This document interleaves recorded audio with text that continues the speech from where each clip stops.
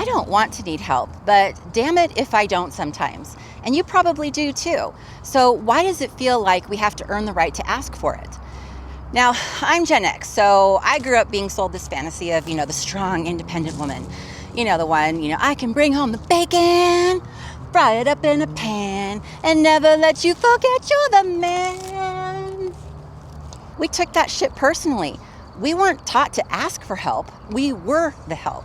We were taught to multitask, overfunction, and make it all look really sexy. And honestly, I kind of liked that. I liked being the one that people would come to because they needed something, not the one who needed. And I wish I could tell you that the worst part about all this was actually asking for help, but it's not. It's what happens after asking, at least for me. Honestly, asking for help used to be so far off my radar. I guess it still kind of is. I just really never considered it, like it wasn't even an option. I was single a long time before I met my husband, and I got used to doing things alone. I embraced it. I was proud of it. I had spent so long being the one that other people leaned on that I didn't know how to switch roles, right? I didn't even know that I could. Even now, I self-talk my way into isolation. Come on, Sheila, you got this. It's not that bad, right? You don't need help, just get it together. Take a vitamin or something, like a respectable adult.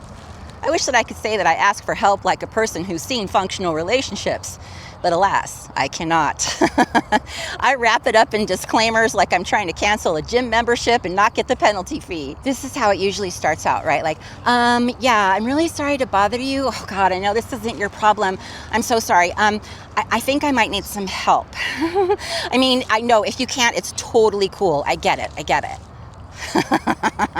Asking for help means that first I apparently had to apologize for existing using some Catholic guilt monologue, and I'm not even Catholic. Do I owe a priest apology for that? Probably.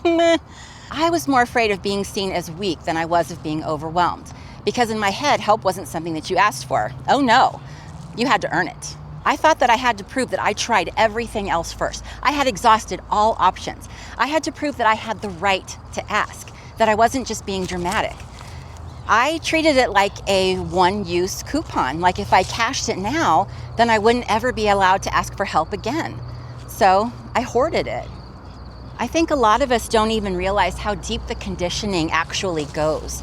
Like, we don't want to ask for help unless we're in a crisis, and even then we don't want to ask. I will literally move a chair and risk my life jumping up on the counter like some kind of crazy person before asking my very tall husband, hey, can you get that up there? Because somewhere in my wiring, asking equals bothering and needing equals failing. Yeah, I always was bad at math. I don't avoid asking because I don't have support. I avoid it because I still think that I should know how to do it on my own. My last video was about how I still treat rest as a reward and usefulness like I deserve to exist. This is the same sickness, but a different symptom. The refusal to ask for help is just another branch of that same disease. If I didn't earn it, I don't deserve it. Okay, say it with me. That's such crap. No, I didn't hear you. Say it a little bit louder. That's such crap. I won't even ask for help directly. I just run this weird internal checklist of who might say yes without making it weird. like, well, she's nice, but she's always busy. Or he owes me one, but he might try to talk to me. They'd help, but then I'd have to tell them why. Nope. Never mind. Where did we get the message that you're either generous or needy? Like, you can't be both in the same body. That's crap. You can. And you are, and it's not a flaw. Somewhere along the line, we got this message that being tired or confused or just not okay wasn't enough for help.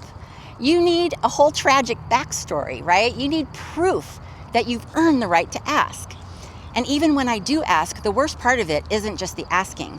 It's what happens in my head after, right? I feel exposed. I feel ashamed. Like now I owe someone something, like updates or improvement, or I need to show them that I fixed and I pinky promise that I'll never need their help again.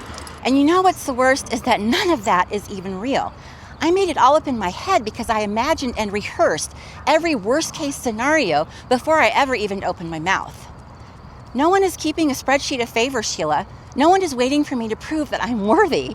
All of that is just crap that I projected onto other people. At some point, I stopped seeing help as something that people give, and I started treating it as something that I had to earn. But you know what's actually true? Saying, I need help, right? That's actually really badass. And if that makes you cringe a little bit, then good. That means that you see it. So I'll go first.